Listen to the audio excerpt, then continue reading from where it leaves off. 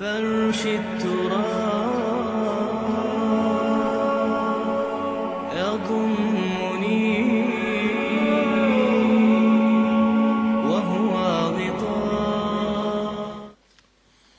بیچاری کئی روز سے دم توڑ رہی ہے، ڈر ہے خبر بد نہ میرے منہ سے نکل جائے.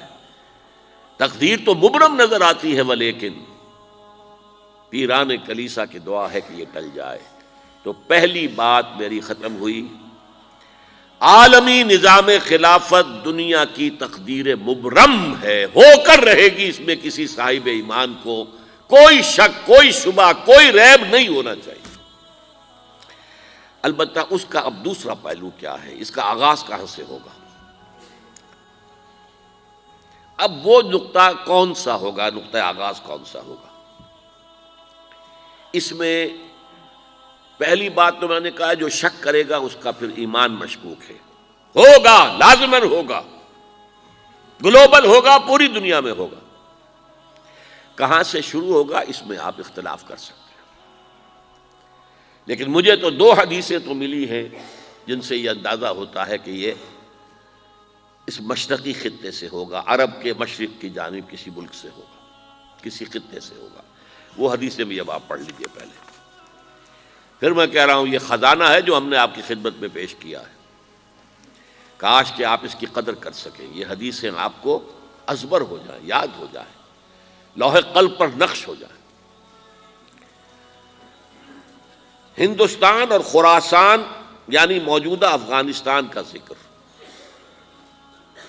ابن ماجہ کی روایت ہے عن عبداللہ ابن الحارث رضی اللہ تعالی عنہ قال رسول اللہ صلی اللہ علیہ وسلم یخرج ناس من المشرق یؤتئون للمہدی یعنی سلطانہ، یعنی سلطانہ، دونوں طرح سے پڑھ سکتے ہیں. حضرت عبداللہ ابن حارث فرماتے ہیں رضی اللہ تعالی عنہ کہ حضور نے ارشاد فرمایا مشرق کی طرف سے وہ فوجیں نکلیں گی، لوگ آئیں گے جو عرب میں مہدی کی حکومت قائم کریں گے. یہ مہدی کون ہوں گے اس کا ذکر میں ذرا بعد میں کروں گا، لیکن نوٹ کر لیجئے کہ مہدی سے پہلے لازماً کسی مشرقی علاقے کے اندر وہ نظام قائم ہو چکے گا، تب وہاں سے فوجیں آئیں گی نا. یہ مشرق کون سا ہے؟ عرب کے مشرق میں آپ چلیے ایران بھی آ جائے گا، افغانستان بھی ہے، پاکستان بھی ہے، اور اگر اسے اور توسیع دیں تو ہندوستان بھی ہے. یہ ہے عرب کا مشرق. اس سے فوجیں جائیں گی. اس کا کیا مطلب ہے کہ اس میں سے کسی جگہ پر نظام خلافت پہلے قائم ہو جائے گا تاکہ وہاں سے فوجیں جائیں گی جو جزیرہ نما عرب میں حضرت مہدی کی حکومت کو قائم کریں گی. اب دوسری حدیث سنیے. یہ سنن ابن ماجہ کی حدیث تھی جو میں نے آپ کو سنائی، آپ نے پڑھی. دوسری عن ابی ہریرہ رضی اللہ تعالی عنہ، یہ ترمذی شریف کی روایت ہے. قال قال رسول اللہ صلی اللہ علیہ وسلم یخرج من خراسان رایات سود لا يردها شیء حتی تنصب بایلیا.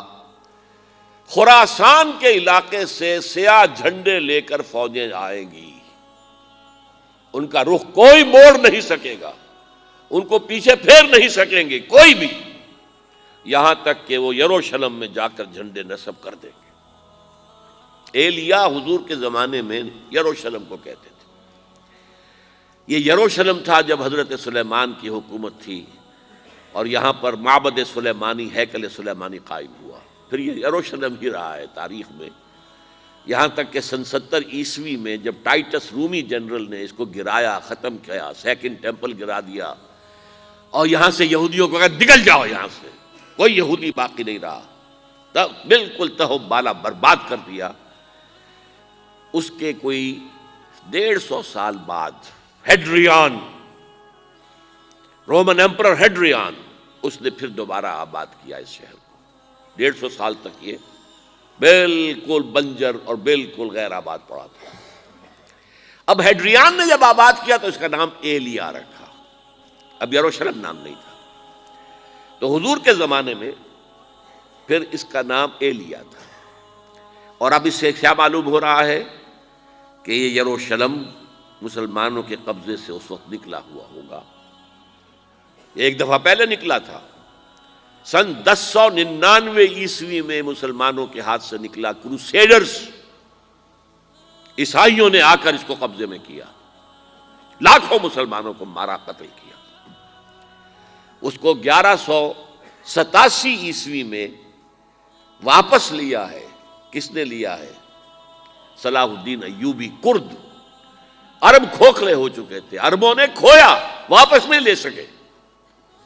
بہت حکومت کر چکے تھے، 400-500 برس کی حکومت کر کے، اور ان کے عیش اور ان کے آرام، اب ان میں جان نہیں تھی کہ وہ واپس لے سکے.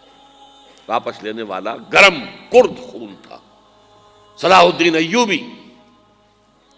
تو گویا کہ اب آپ سمجھئے کہ 88 برس تک عیسائیوں کا قبضہ رہا یروشلم پر. اب 1967 میں یہودیوں نے قبضہ کیا ہے، اور اب 38 برس تو ہو گئے، 88 نہیں تو 38 برس تو ہو گئے. لیکن وہ دور آئے گا کہ اب پھر لیں گے. لینے والے عرب بھی نہیں ہوں گے، خراسان کے علاقے سے فوجیں آئیں گی. یہ خراسان کیا تھا؟ ایلیا تو میں نے آپ کو بتا دیا، یروشلم کا نام ہے. خراسان اس زمانے میں ایک بہت بڑے ملک کو کہتے تھے. کچھ حصہ پاکستان کا بھی اس میں شامل ہے، کچھ حصہ ایران کا بھی ہے. ایران کے اس حصے کو اب بھی خراسان کہتے ہیں. وہ ایک صوبہ ہے، خراسان ایک صوبہ ہے ایران کا، چھوٹا سا. پاکستان میں خاص طور پر یہ جو علاقہ مالاکنڈ ایجنسی کہلاتی ہے، اس سے اوپر جتنا علاقہ ہے، اور یہ جو واخان کی ایک پٹی آتی ہے اوپر، واخان افغانستان کی ایک پٹی سی دم سی چلی آتی ہے جو جا کر چائنا کی سرحد سے مل جاتی ہے. یہاں سے لے کے یہاں تک یہ جو مالاکنڈ کا وہ درہ ہے اور پہاڑ ہے، یہ بھی خراسان کا حصہ ہے. باقی تقریباً 2/3 آف افغانستان ساؤدرن حصہ نہیں ہے خراسان کا حصہ، یہ سیستان کہلاتا تھا، یہ خراسان نہیں ہے. لیکن یہ کہ اوپر کا 2/3 آف افغانستان، اور اس کے ساتھ یہ جو عرب، جو اب یہ ترک ممالک آزاد ہوئے ہیں سوویت یونین کی ڈسولوشن کے ساتھ، یہ سارا علاقہ کہلاتا ہے خراسان بزرگ، دی گریٹ خراسان.